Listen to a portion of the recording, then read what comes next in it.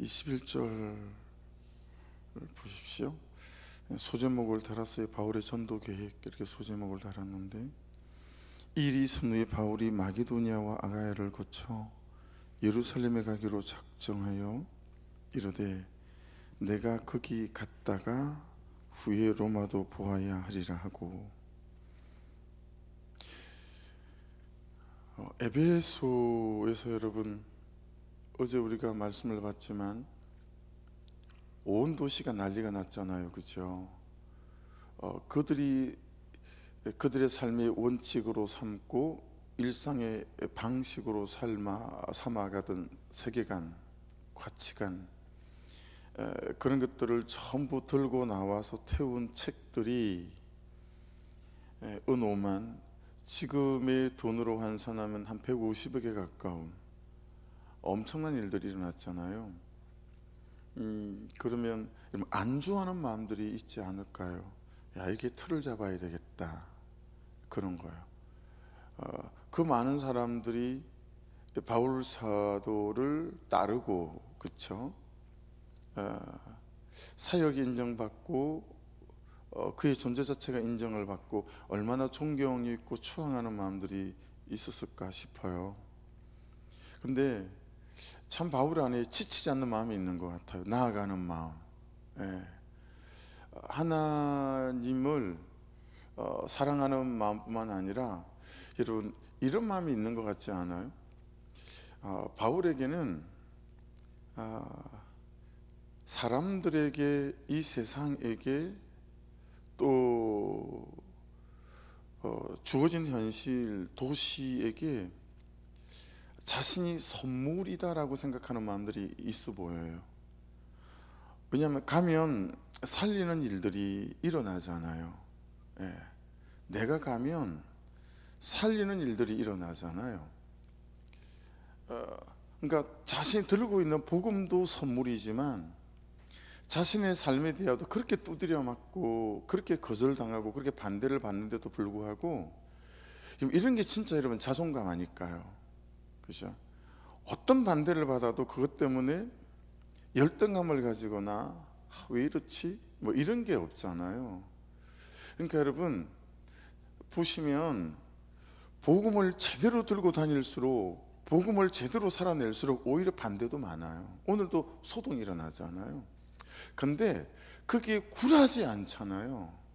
왜냐하면 정말 자기의 인생 자체와 자기의 존재 자체가 선물이다, 세상에.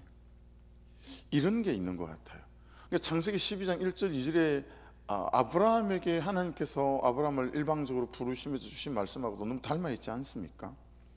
야, 네가 축복의 경로가 되고 축복에 유통시키는 지점이 될 거고, 아니 네가 축복의 근원이 될 거다라는 메시지잖아요. 그게 여러분 우리에 대한 메시지이라고 믿습니다. 그래서 중고등부 청년의 집회 나가면 제 첫 번째 메시지는 항상 창세기 12장 1절로 2절로 3절이에요.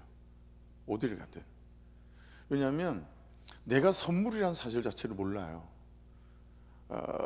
그래서 우리가 너무 주눅들어요.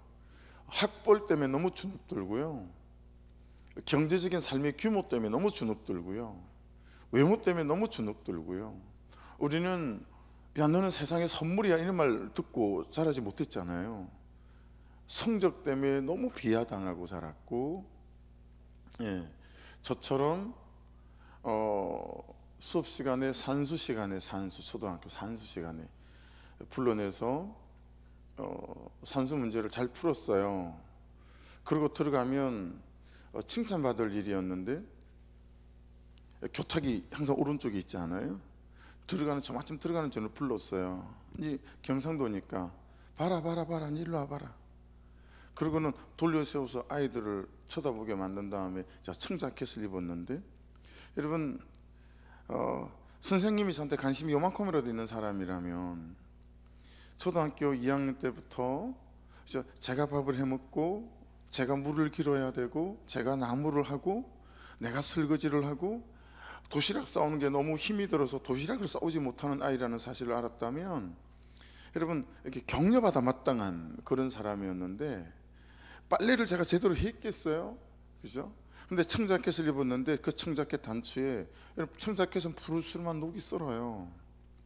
근데 저를 불러 세워놓고 아이고 이 지저분한 새끼, 이 옷에 이 곰팡이 봐라 곰팡이, 그러면서 그 소뚜껑 같은 손으로 뒤통수를 탁 때리는데 여러분 눈깔이 튀어나올 뻔했어요. 근데 너무 창피한 거예요, 친구들한테.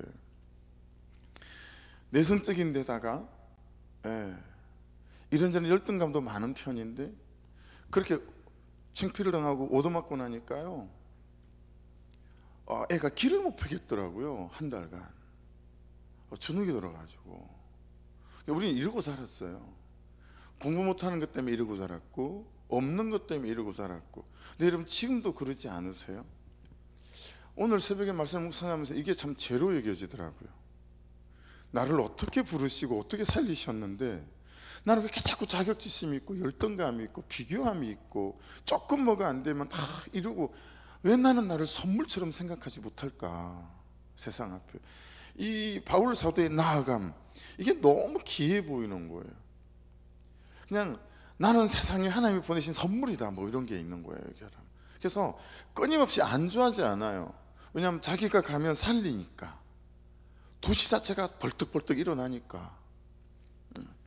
여러분 이런 게 너무 그냥 필요하고 이게 참 은혜 아닐까요? 끊임없이 그는 나아가요. 그죠? 그냥 끊임없이 나아가고 이런 소소한 이런 것들 때문에 주눅 들거나 주저앉거나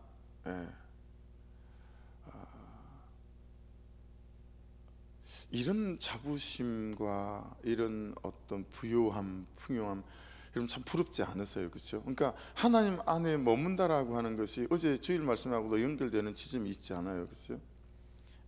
그 로렌서 형제는 수도원에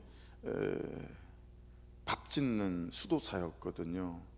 그게 너무 하고 싶지 않았다고 해요. 근데 여러분 군대 가면 있잖아요, 고문관들을 어디다 보내는지 아세요? 고문관들을 식당에다 보냅니다. 이렇게 탁탁 걸어야 되는데 이렇게 걷는 이런 친구들 있죠? 이런 친구들, 하여튼 우리 경상도 말로 제일 티미하고 말도 안 통하고 몸도 안 통하는 이런 친구들은, 그는 고문관들은 곤란해요.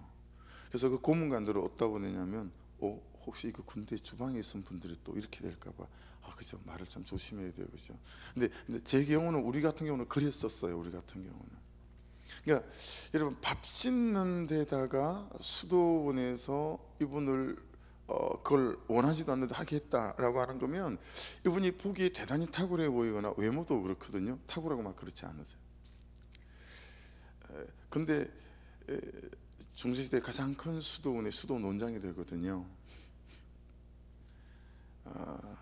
아무도 알아주지 않는 그 밥 짓는 걸 예배처럼 밥을 짓고, 그냥 그 밥 질 때 불 떼는 걸 예배처럼 불을 떼고, 그 일상에서의 영성, 그냥 일상에서 영성이 너무 중요한 거인 거죠. 일상에서의 영성, 여러분이 갖고 있는 직업과 내가 해야 되는 하루의 삶. 바울 사도는 항상 이분의 일상이 그냥 자기를 선물처럼 생각하는 이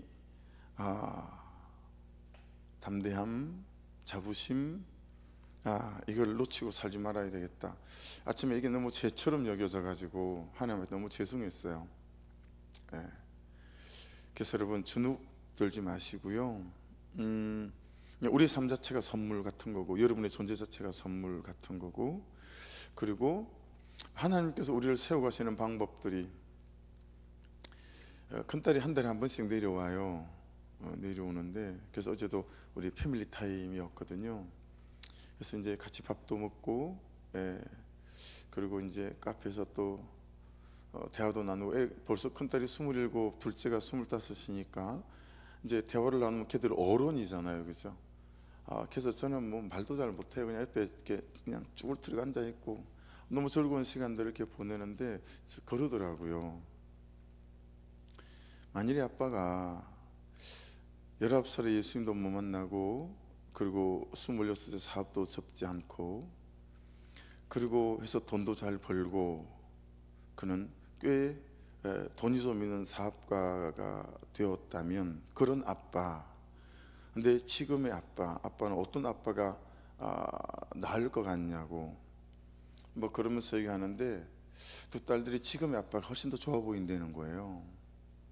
돈도 없고 가진 것도 없고 단돈 100원이 내 계좌에 없는데, 그리고 걔들을 참 풍성하게 부유하게 가르치지 못했거든요. 그래서 큰 딸은 자기 수중에 단돈 얼마라도 없으면 불안한 거예요. 왜냐하면 그렇게 키울 수밖에 없었어요. 너무 철이 일찍 들어가지고. 초등학교 4학년 때 슈퍼마켓을 데리고 와가지고 네가 먹고 싶은 걸 골라 그랬는데 제일 싼 걸 골라오는 거예요. 벌써 안 거예요, 걔가 그 어린 나이에. 그래서 제일 싼 거를 골라오는데 그 계산을 하면서 내가 정말 마음이 많이 아프더라고요.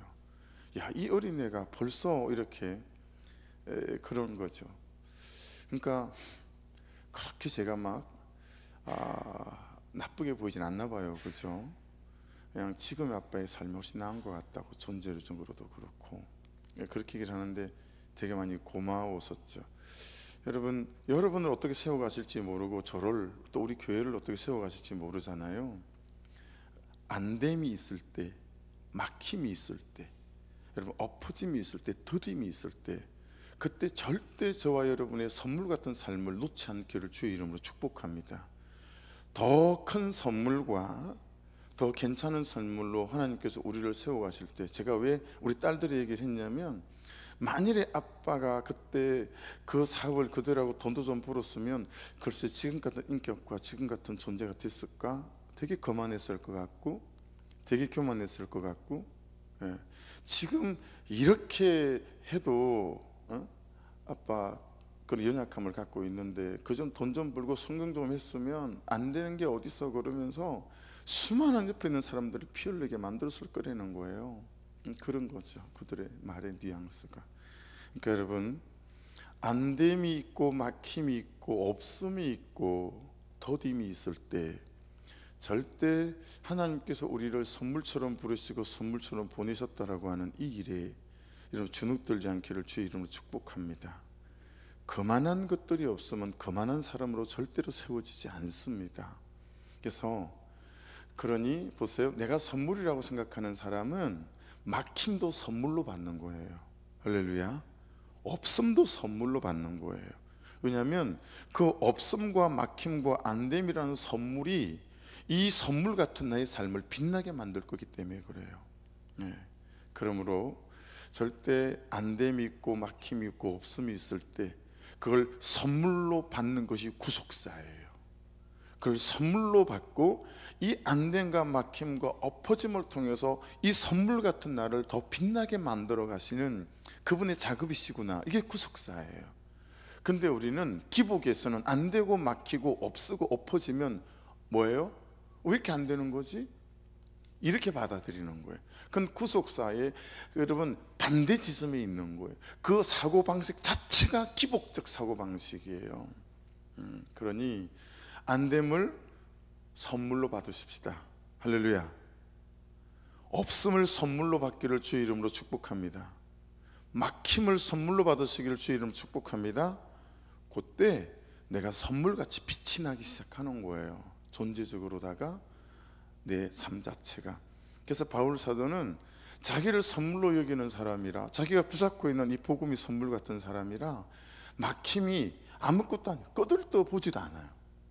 고까지 것 뭐 그런 거죠. 그래서 계속 이 복음을 들고 갈 일들을 계획하는 거예요. 그렇죠? 또 계획하는 거예요. 이 일이 있은 후에 바울이 마게도냐와, 여러분 사실은 이 일이 있은 후에 집을 짓고 땅을 사고 뭐 이래야 되는 거예요. 정착하고 풍성했더라. 그거 소용없어요. 그래서 고난도 선물처럼 여겼지만 잘됨과 열림과 그냥 막 되어지는 삶 안에서도 절대 이분이 사로잡히지 않았다라는 거예요. 이해되시죠? 잘 될 때 있는 것이 이분의 힘이라든가 그것이 이 사람의 인생을 붙드는 것들이 되지 않았어요. 그렇죠? 그냥 잘 됐건 말았건 내 부르심을 쫓아 그냥 다시 복음을 들고 또 다른 도시를 향하여, 영혼들을 향하여 이 선물 같은 나를 가져가는 거예요. 그래서 여러분 참 오늘도 여러분의 일상 속에 선물 같은 날을 가져가시고 내 안에 있는 선물인 복음을 통해서 이 구속사를 통해서 여러분 참 여러분이 있는 공간에서 누군가를 세워가고 살려가시는 은혜가 있기를 주 이름으로 축복합니다. 바울이 생각한 전도 계획은 이건 이제 고린도전서를 보거나 에베소서를 보거나 다른 성경은 보면 이게 이제 그래서 여러분 사도행전은 지도예요. 지도라서 이 중간에 에베소서가 들어가고 빌립보서가 들어가고 고린도전서가 들어가고 후서가 들어가서 막 그렇거든요. 그래서 사도행전을 쭉 넣고 이제 이게 성경을 집어넣어요 이렇게. 그래서 사도행전은 지도인데 다른 성경을 보면 이 내용들도 구체적으로 잘 나와 있어요. 그래서 이제 바울이 예루살렘에 가고자 한 이유는 뭐였냐면 보고도 하고 선교 보고도 하고 그리고 끝나고 난 다음에 로마로 이제 가려고 하는 그런 계획들이 있었다고 이제 고린도서 보면 이렇게 나와요. 또 그 당시에 예루살렘에 가뭄이 있었어요. 그래서 마게도냐 지방과 아가야 지방에서 구제헌금을 많이 모았어요. 그걸 또 예루살렘에 전달도 하고 그리고 딱 그때가 보면 유월절하고 닿았기 때문에 유월절도 예루살렘에서 좀 보내고 재충전한 다음에 로마로 가야겠다. 그 생각을 하게 된 거죠. 그 생각을 하게 됐는데 이제 바울을 죽이려고 하는 항상 암살하려고 하는 사람들이 쫓아다니고 막 했으니까요. 그래서 계획이 좀 틀어졌어요. 그래서 어떻게 돌아서 예루살렘에 도착하긴 했는데 유대인들을 고소로 감옥에 갇히잖아요. 그래서 여러분 감옥에 갇힌 그 채로 미결수 아직 재판을 받지 않아. 왜냐하면 내가 황제한테 재판 받으란다. 로마 시민권을 갖고 있으니까. 그래서 미결수 신분으로 배를 타고 로마로 들어가게 되어지죠. 그러니까 보세요, 이분은 그냥 그런 거예요. 참 자기의 존재와 자기의 삶 그리고 자기가 갖고 있는 그 복음 때문에 자기의 삶을 미결수가 되든 감옥에 갇히든 크게 굴하지 않고 자기 안에 빛나는 자기 존재감에 대한 하나님이 나를 부르셨다라고 하는 이 선물 같은 삶에 대한 참 감격이 있었다라고 하는 것들을 알게 되어지는 것 같아요. 그래서 주시는 감동을 따라 계획하는 거죠. 잠언 말씀 중에 여러분이 참 자주 붙드는 말씀 중에 하나가 사람이 마음으로 자기 길을 계획할지라도 그의 걸음을 인도하시는 이는 여호와시니라. 아시죠? 이게 잠언 16장 9절 말씀인데 여러분 이런 말씀들을 오해하시면 좀 곤란해요. 내가 내 마음대로 내 뜻대로 내 보기 좋은 대로 막 계획을 하더라도 하나님이 그 걸음을 인도하신다라는 뜻이 아니에요. 이 자기의 길을 할 때 디렉트라고 하는 것은 방향과 방식 이런 건데 앞뒤 말씀을 따져보면 하나님의 말씀에 따라 하나님의 뜻을 따라해요. 그 하나님의 뜻을 따라 자기의 길을 계획하는 거를 말하는 거예요. 그래서 이 계획할지라도 하샵이란 단어도 그 말씀에 따른 판단과 성령의 인도하심에 따른 결정 이런 걸 말하죠. 그리고 그의 걸음을 인도하시는 여호와시니라 할 때 이 걸음 차드라는 단어도요 그 말씀에 따라 말씀을 붙잡게 될 때 그의 삶의 방식을 하나님께서 책임지신다 라는 뜻을 갖고 있는 거죠. 앞에 전제가 훨씬 더 중요한 거죠. 한번 들어보십시오. 욥기 34장 21절입니다. 그는 하나님은 사람의 길을 주목하시며 사람의 모든 걸음을 감찰하시나니 그가 어떤 마음을 품고 그리고 어떤 마음에 따라서 그의 걸음을 옮기는가. 욥기 14장 16절 그러하온데 이제 주께서 나의 걸음을 세시오니 나의 죄를 감찰하지 아니하시나이까. 예레미야 10장 23절에는 여호와여 내가 알거니와 사람의 길이 자신에게 있지 아니하니 걸음을 지도함이 걷는 자에게 있지 아니하니이다. 나에게 있는 것이 아니라 항상 말씀에 따라 걷는 그런 삶에 대해서 말씀하신다. 사무엘하 6장 13절인데요 여호와의 궤를 맨 사람들이 여러분이죠. 저예요. 그리스도인들은 여호와의 궤를 맨 사람들이에요. 여호와의 궤를 맨 사람들이 6걸음을 가매 보세요. 6걸음을 가매 다윗이 소와 살찐 송아지로 제사를 드리고 이거 여호와의 법궤를 옮길 때이거든요. 되게 여러분 인상 깊은 말씀인 거예요. 여호와를 궤 맨 사람들이 저하고 여러분들이에요. 그리스도인들이에요. 6걸음을 갔어요. 인생의 걸음을. 스탑. 다윗이 소와 살찐 송아지로 하나님께 예배를 드렸다라고 하는 거예요. 저는 청년 때 19살에 예수님을 만났을 때부터 삶의 예배가 되게 중요한 사람이었어. 왜 그랬는지 모르겠어요. 그냥 성경을 읽어가면서, 성경을 통독해가면서 야, 참 삶의 예배가 되게 중요하구나, 그렇게 생각했던 것 같아요. 왜 그러냐면 삶의 예배가 잘 안 되니까. 삶의 예배가 내가 믿는 바대로 너무 안 살아지니까 왜 이렇게 삶의 예배가 제대로 되지 않을까, 거기에 되게 좀 기울어진 생각을 했던 사람이었던 것 같아요. 그래서 믿는 바와 사는 바가 같아야 된다, 이런 말 참 많이 하고, 왜냐하면 믿는 바대로 내 삶이 너무 어긋날 때가 많은 거예요. 그렇게 기울어진 생각을 가지고 있는 사람이다 보니까 시간과 규칙에 딱딱 맞는 어떤 예배, 기도, 이걸 좀 더 율법적이라고 생각했고 좀 더 종교적이지 않은가, 이런 생각을 많이 했던 사람인 것 같아요. 이렇게 삶이 중요하다라고 생각을 했기 때문에. 근데 여러분, 앞에 그것이 없이 그 다음에 나의 삶이 제대로 살아갈 수 없구나라는 것들을 이제 깨닫고 배우기 시작한 거죠. 그래서 잠언 5장 5절에 보면요, 그의 발은 사지로 내려가며 그의 걸음은 서울로 나아가나니, 이게 5절이거든요 1절부터 4절 말씀을 읽어 드릴게요. 내 아들아, 내 지혜에 주의하며 내 상식이나 내 경험이 긍정, 내 명철에 내 귀를 기울여서, 이제 하나님의 말씀에 귀를 기울여서 근신을 지키고 내 입술 위에 지식을 지키도록 하라. 항상 하나님의 말씀에 근거해서 내 계획과 생각과 지식들이 필터링 돼야 된다, 걸러져야 된다 얘기잖아요. 대저업류의 입술은 꿀을 떨어뜨리며 그의 입은 기름보다 미끄러우나, 오늘 말씀에도 여러분 여기 24절 보실래요? 데메드리오 있죠. 이 데메드리오는 이 당시에 에베소의 이 지역에 있는 농업의 여신의 이름이에요. 데메트리라고 하는. 그래서 이 데메드리오라고 하는 것은 뭐냐면 그 농업의 여신에게 속한 사람이라는 뜻이에요. 그러니까 우리가 그리스도인임에도 불구하고 그리스도에게 속하지 아니하고 생계에 속한 사람일 수 있죠. 그리고 생업에 속한 사람일 수 있죠. 오늘 생업이란 말이 되게 많이 나와요. 그죠? 영업이란 말로 나오죠. 내가 어디에 속한 사람이냐, 이게 되게 중요하다는 얘기예요. 나중은 쑥같이 쓰고 두날 가진 칼같이 날카로우며 그의 발은 사지로 내려가며 그의 걸음은 서울로 나아가나니, 이런 거죠. 여러분, 자녀를 키우면서 제가 부모로서 가장 제일 못하는 것, 지금도 잘 못하는 것은 도드라진 죄 말고 그냥 어떤 습관, 태도, 또 방식이나 재정의 사용이나 시간 사용, 이런 것들에 관하여 아닌 것을 아니라고 말하는 것에 대해서 제가 굉장히 잘 못하고 약해요. 여러분은 어떠세요? 그리고 잔소리가 아니라 참 애가 알아들을 만하게 지혜롭게 부드럽게 온유하고 따뜻하게 말하는 것들도 굉장히 약한 사람이에요.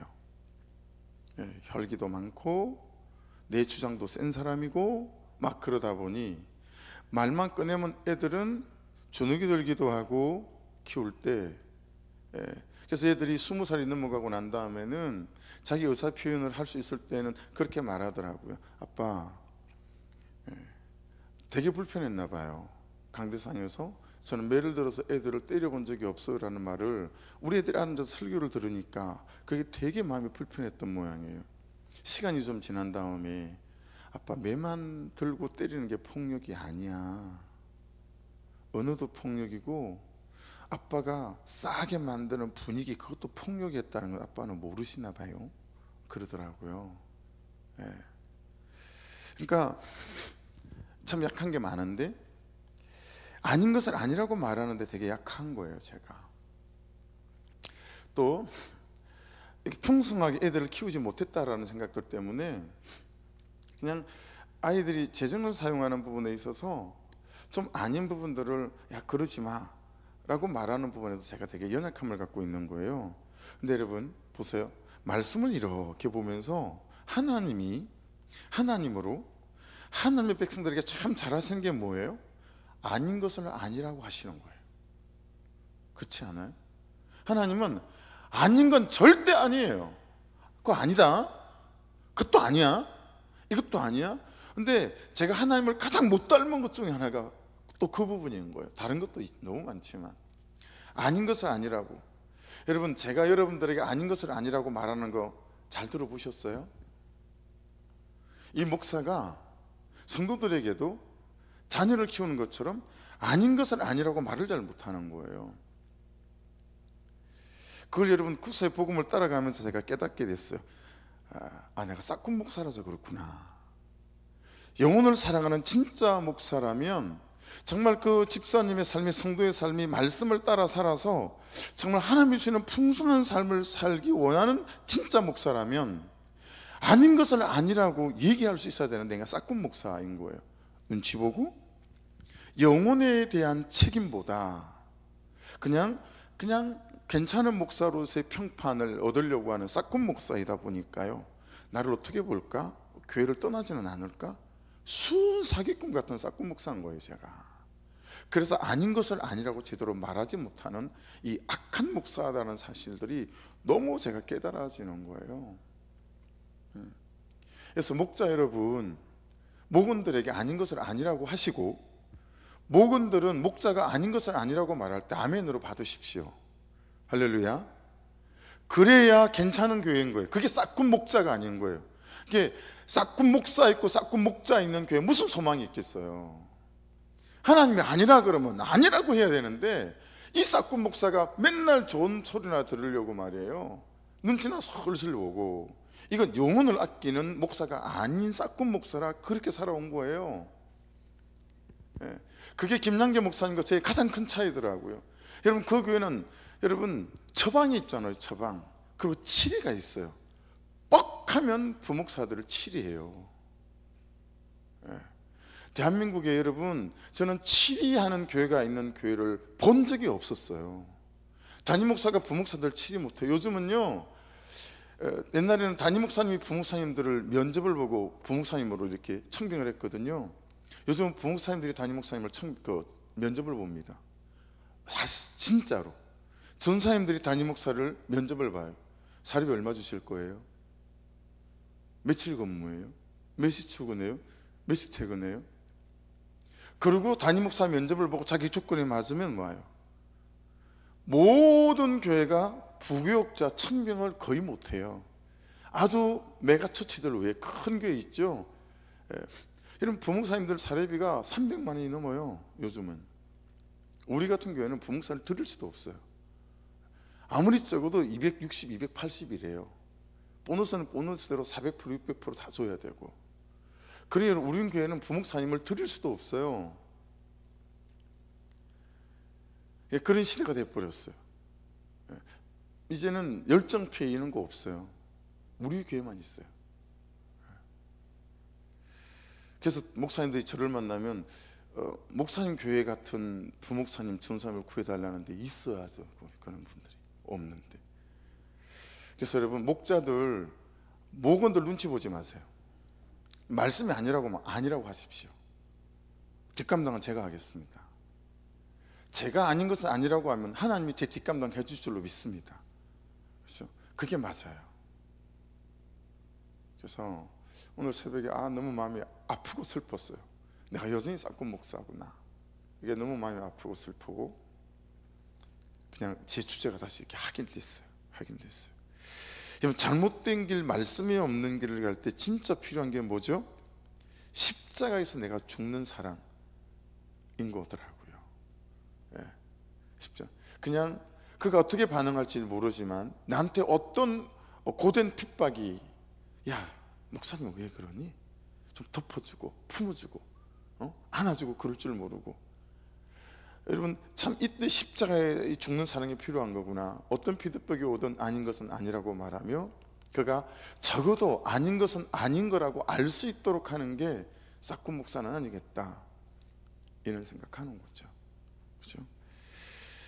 22절 보십시오. 자기를 돕는 사람 중에서 디모데와 에라스도 두 사람을 마게도냐로 보내고 자기는 아시아에 얼마 동안 있으니라. 여러분, 왜 아시아에 그대로 있었는지 아세요? 이 다른 성경을 보게 되면 이때가 여러분 이제 이 지역에 아데미 축제라는 축제가 있는 때였었어요. 아데미 여신을 이렇게 하는 5월달 전체가 다 아데미 대축제가 있는 에베소는 그런 때였대요. 그리고 이런저런 막 경기가 열리고 이런 때였대요. 그럼 이제 사람들이 막 몰려오잖아요. 그러면 그 사람들에게 복음을 전하려고, 그러니까 바울 사도의 모든 행동의 선택과 결정들은 영혼 때문에였다라고 하는 거. 그래서 그는 거기에 머물렀었어요. 여러분 22절 보십시오. 자기를 돕는 사람 중에서 디모데와 에레스도, 한번 그냥 이건 단편적으로 바로 그냥 해석되고 적용될 수 있잖아요. 나는 하나님을 돕는 사람인가? 나는 가정에서 그를 돕는 사람인가? 어머니든 자식이든 부모님이든 남편이든 아내이든 회사 다니시잖아요. 그러면 회사를 돕는 사람들이세요? 아니면 회사에서 월급만 총 내는 사람들이세요? 회사에서 내 권리만 주장하고, 사장님이 봤을 때 참 나를 돕는 사람. 여러분 그리스도인은 직장에서 회사를 돕는 사람이 되어야 될 줄로 믿습니다. 가정에서도 우리 서로가 각자 서로를 돕는 사람이 되어야 되겠죠. 여러분 교회는 어떠세요? 여러분 교회를 돕는 사람이신가요? 목장에서는 어떠세요? 목자를 돕는 사람이세요? 어떠세요? 돕는 사람이어야 된다. 돕는 사람이란 말은 살리는 사람이라는 거죠. 나를 보내신 곳에서 영혼도 살리고 사람도 살리고 가정도 살리고 목장도 살리고, 그죠? 그래서 그런 생각 한번 해봄직하지 않아요? 주일 아침에 오는데 그날 목장에 섬길 과자 조금 넣어오고 과일 조금 담아오고, 그런 생각이 자연스러운 생각이라는 거예요. 야, 오늘 목원들에게 이거 좀 나눠야 되겠다. 그러면 그걸 보고 배우는 거거든요. 그러니까 여러분, 나를 보고 누군가 보고 배워서 뭔가를 섬기고 돕는 사람들이 있는가 잘 돌아보셔야 돼요. 그래서 목장에 오는데 어떤 사람은 항상 누구를 섬길 어떤 것들을 가지고 오는 거죠. 가지고 와서 내가 사람으로서 누군가의 한 교회가 되어서 가는 거죠. 그래서 그를 격려하고 그를 위로하고, 이런 것들인 거죠. 그래서 돕는 사람인가? 그것도 그냥 단편적으로 말씀 안에서 우리가 좀 돌아봐야 될 부분인 것 같다. 자, 23절 보십시오. 그때쯤 돼 이 도로 말미암아 적지 않은 소동이 있었으니, 여러분 이 소동은 나에게 일어나는 하는 소동입니다. 근데 나에게는 소동이 없다. 이것도 이러면 회개의 지점일 수 있어요. 그때쯤도 이 도로, 이 호도스예요. 뭔지 뭐 뻔하시잖아요. 말씀이죠. 근데 더 중요한 건 뭐냐면 이 단어의 뜻은 생활 방식이에요. 그러니까 여러분 바울 사도가 복음을 전하는 것뿐만 아니라 이분의 삶의 태도나 말의 태도나 성품의 태도가 너무 괜찮은 거죠. 또 그래서 포기하는 것들이 너무 많은 거죠. 그렇죠? 그래서 예수 그리스도를 전하면서 이 사람들이 발끈할 수밖에 없는 삶의 방식들을 전한 거예요. 그게 뭐예요? 야, 아데미는 우상이야. 그거 내려놔. 그리고 뭐까지 한 거죠? 그들의 생업의 수단인 아데미 신상을 만들어서 파는 것들까지, 야, 그거 그만둬. 멈춰라는 거죠.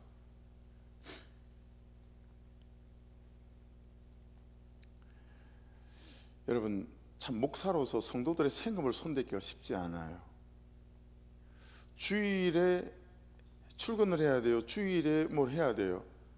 이게 생업과 관련되어진 것들이잖아요. 근데 바울 사도가 그들의 생업과 관련된 삶의 태도의 방식들을 다루었다라는 거죠. 그래서 소동이 일어난 거예요.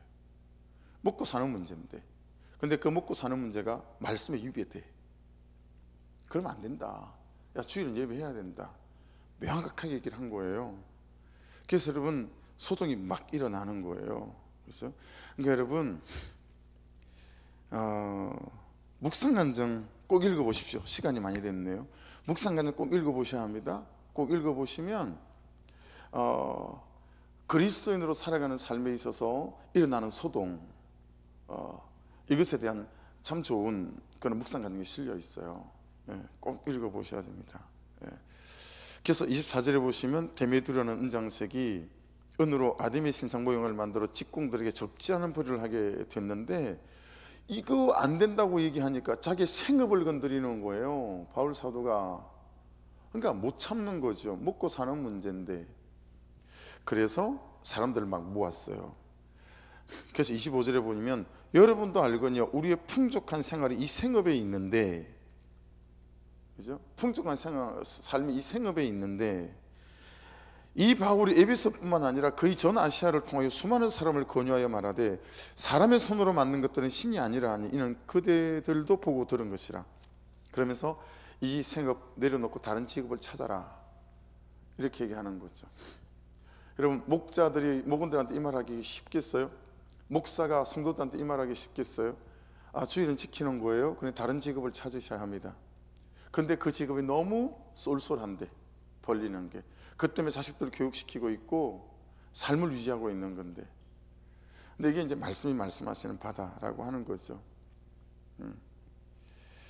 그래서 28절에 보시면 그들 이 말을 듣고 분노가 가득하여 외쳐 이르되 크다 에베소 사람이 아데미여 하니, 이제 이 바울 사도를 어떻게 하려고 이 사람들 폭동을 일으켰잖아요, 그렇죠? 근데 30절 31절 보면 제자들이 말려요. 그리고 31절에도 보시면 아시아 갈리 중에 바울의 친구된 어떤 이들이 그에게 통지하여 연극장에 들어가지 말라 그러하더라. 아시아 갈리 중에들도 벌써 복음을 듣고 바울 사도와 삶을 나누고 또 정을 나누고 그런 친구들이 있었던 모양입니다, 그렇죠? 그리고 또 말리는 하나님의 보호하심이 또 있음을 볼 수 있습니다. 그래서 여러분, 참 좋기는 여러분들 때문에 좋은 소동이 가정과 남편과 아내와 자식들에게 있을 수 있기를 주의 이름으로 축복합니다. 좋은 소동, 그렇죠? 너무 여러분의 남편이 여러분 때문에, 여러분의 자녀가 여러분 때문에 격려받는 거죠. 위로받고. 하지만 또한 참 말씀을 따라가려고 하는 삶 때문에 그들이 불편한 소동도 있을 수 있기를 주의 이름으로 축복합니다. 여러분, 소동이 없는 그냥 이거 아니에요. 좋은 게 좋은 거야. 여러분, 일어나야 될 갈등은 일어나야 하고요, 일어나야 될 소동은 일어나야 합니다. 할렐루야.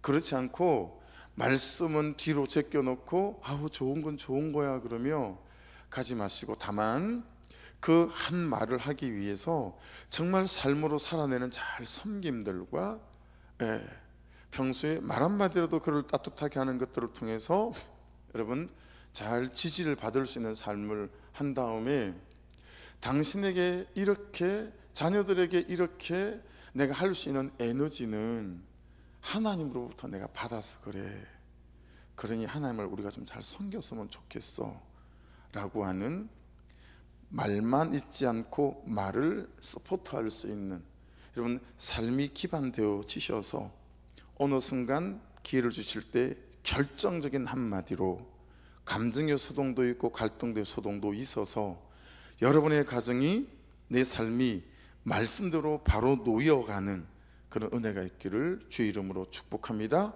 다툴 것들은 다퉈야 하고 갈등할 것들은 갈등해야 합니다. 예수님께서 분명히 말씀하셨습니다.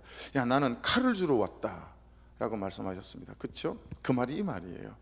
그래서 갈등을 무서워하지 마시고, 여러분은 선물입니다. 여러분의 남편의 선물이고 아내의 선물이고 자녀에게 선물이고 부모님에게 선물이고 이 세상을 위한 저와 여러분은 선물이니, 여러분의 삶이 그 은혜 가운데서 이 하루도 선물처럼 참 귀하게 모든 사람들을 세우고 살리는 은혜가 있기를 주의 이름으로 축복합니다. 기도하겠습니다.